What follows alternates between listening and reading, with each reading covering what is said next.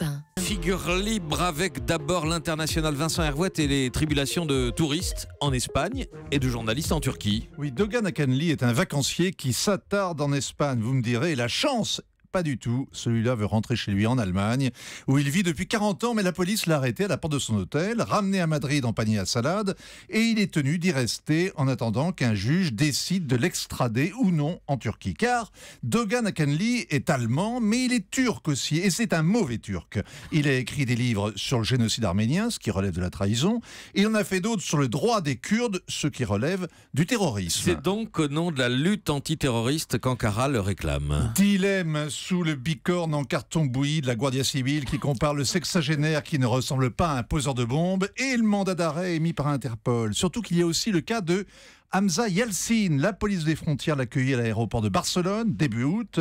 Celui-là est journaliste, il se croyait suédois, mais aux yeux d'Ankara, il reste turc et lui aussi est un mauvais turc. Le mandat d'arrêt international précise qu'il a insulté le président. Je n'ai pas retrouvé en ligne l'insulte en question, c'est dommage, mais c'est plausible que ce journaliste d'extrême gauche manque de respect à Recep Tayyip Erdogan. Il risque 22 ans de prison et il en a un avant-goût puisque les Espagnols l'ont mis au trou en attendant qu'Ankara transmettre son dossier au juge chargé de l'extradition. Oui, la prison, une bonne école pour les révolutionnaires, disait Lénine. Oui, en Turquie, c'est la meilleure des rédactions. Actuellement, il y a 133 journalistes derrière les barreaux, dont un Français. Ça fait 5 semaines pile que Lou Bureau est enfermé à la prison de Sirnak. Et ce Nantais pige pour des chaînes télévisées, mais il est toujours étudiant.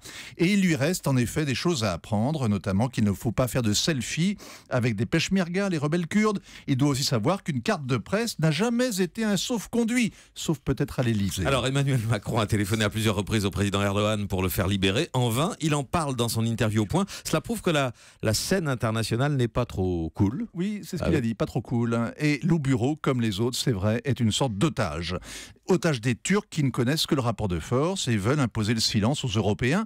Un otage d'État. La preuve, dans les affaires d'otages, des intermédiaires, dont on ne sait jamais trop qui les a mandatés, mènent des négociations parallèles. Un nommé François Hollande a fait savoir à l'AFP qu'il s'activait dans la coulisse, qu'il faisait passer des messages à ceux qui détiennent notre compatriote. Vincent Hervouet. Hélène Jouan. Oui, la seule chose dont on puisse a priori se réjouir, c'est que ce type de pression politique, ça marche. On se souvient que Mathias Depardon, un photographe français, a été emprisonné pendant 4 semaines en mai dernier. Et c'est effectivement Emmanuel Macron, a priori, qui a réussi à le faire libérer quand même, non? Oui, alors la mobilisation, vous avez tout à fait raison, la mobilisation, ça marche, notamment quand les otages sont aux mains de gouvernements qui sont sensibles à l'opinion publique. S'il y avait un piquet de grève, s'il y avait des manifestations tous les jours rue d'Ankara devant l'ambassade de Turquie, ça finirait peut-être par les fléchir, ou ça gênerait en tout cas les gens qui commercent avec la Turquie. Vous avez tout à fait raison.